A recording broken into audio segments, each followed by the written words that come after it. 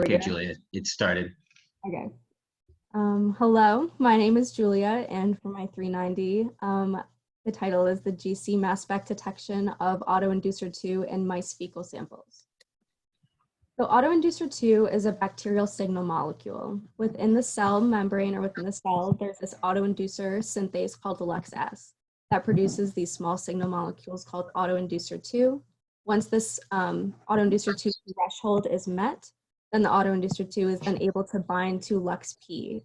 Now, LuxP and LuxQ work together as the autoinducer receptor within the cell membrane, but when the autoinducer binds to LuxP, it changes LuxQ from a kinase to a phosphatase, which then leads to a cascade of reactions that leads to then LuxR being de-repressed. And this de-repression allows for the transcription of certain target genes to be taken place, which is like biofilm production, virulence factors, motility, etc. And this phenomena is called quorum sensing. There's a bunch of these autoinducers that are produced by different bacteria. So for example, in the Ulrich lab, we work with these acylated homoserine lactone molecules that are produced by gram-negative bacteria. And the main type of autoinducer that are produced by gram-positive bacteria are these cyclic peptide molecules, or the oligopeptides. And as how a Venn diagram works, autoinducer 2 is actually produced by both gram-positive and gram-negative bacteria. And what this means is that it is the only non-species specific quorum sensing molecule that is known that is able to mediate both intra and interspecies communication between these bacterial cells.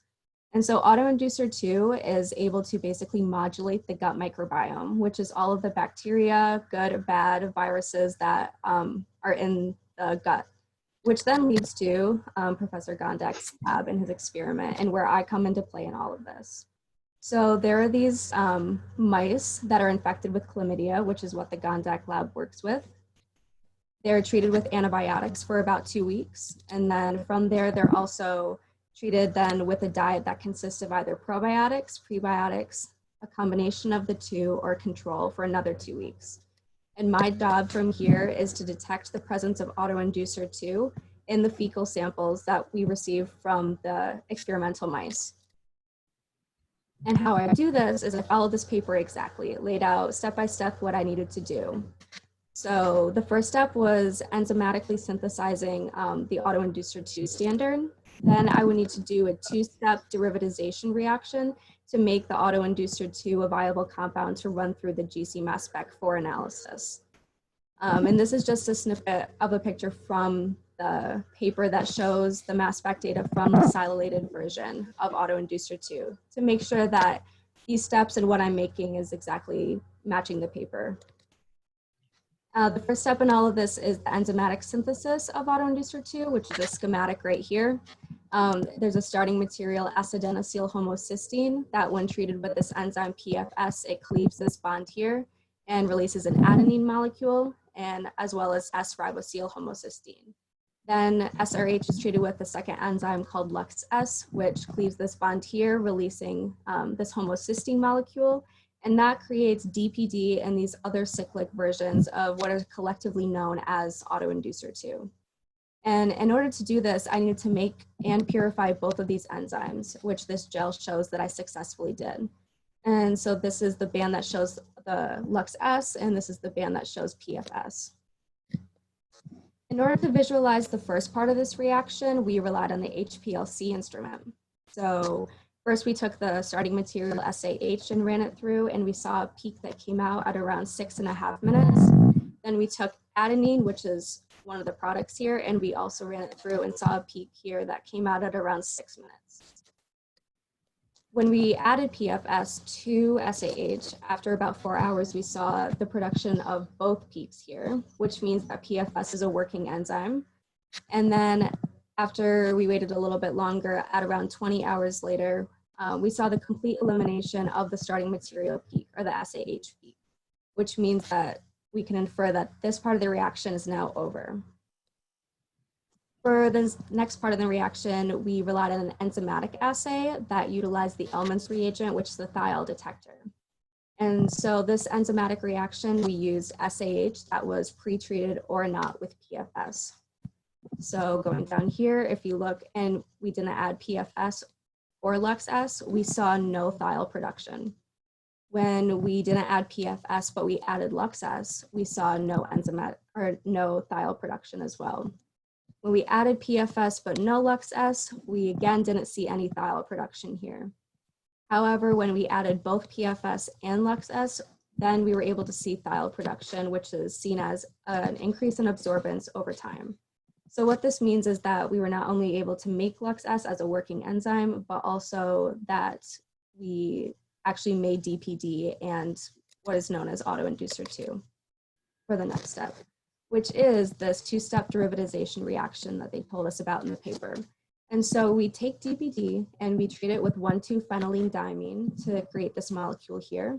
And before moving on to the next step, I added this onto this extra loop column and I purified it and eluted that with dichloromethane. From there, we took MSTFA and added it to this molecule to create this silylated version of autoinducer 2 to make it a viable compound to run through the GCMS for analysis. Once we ran it through and we were able to figure out that it was the compound that matched the mass spec data from the paper, we decided to do an autoinducer 2 titration reaction to not only practice and say for certain that this is reproducible data and we were making the same compound every time compared to the mass spec data that was given to us, which we were, but we also wanted to figure out the detection limit. And it's important to note that I don't have, or I didn't have access, and I still don't have access to my lab notebook. So I can't say for certain exactly what this number is, but to the best of my knowledge, I remembered the last peak that we were able to detect through this titration experiment was around 10 nanograms of the autoinducer 2 concentration. So the ideal experiment that we kind of left off with was we wanted this titration reaction that I just showed you before with the silylated autoinducer 2 concentration next to this hypothetical internal standard known concentration peak. And from this data, you could then be able to quantify any data or any autoinducer 2 concentration that you would see once I actually got a hold of the fecal samples from the Gondek lab. And we did actually use this molecule here as our internal standard and tried it out. However, it was unsuccessful. So when we just ran it through the GCMS by itself, we saw a peak and we were able to locate where it was and it was great. And then when we added it onto, or added it with one of the autoinducer 2 concentrations, the peak ended up disappearing. And what we didn't account for was the fact that this internal standard here has the ability to be silylated by MSTFA. So we think that's what happened. And so the MSTFA reacted with this molecule and created this other one that was not, we weren't able to detect it on the GCMS. So that didn't work. But for future directions, we would just need to pick an internal standard that was really non-polar or something that is wouldn't be reactive with anything that we're using.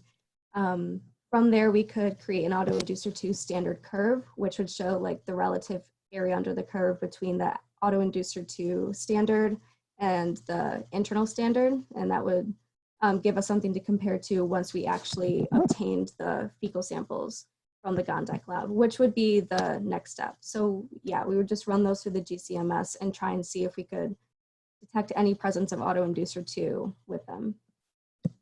And then I would just like to thank Professor Ulrich for not only choosing me to be the student that takes this experiment on, but also giving me all the tools I need and being a really good guide through all of this and being very patient with me.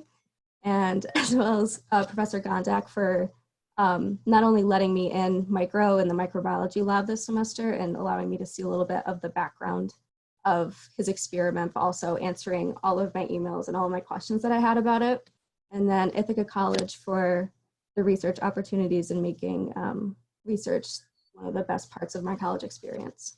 And if you have any questions, I encourage you to go down to your reactions part and raise your hand, and then I can scroll through and call on someone and try to answer your question to the best of my ability. But thank you.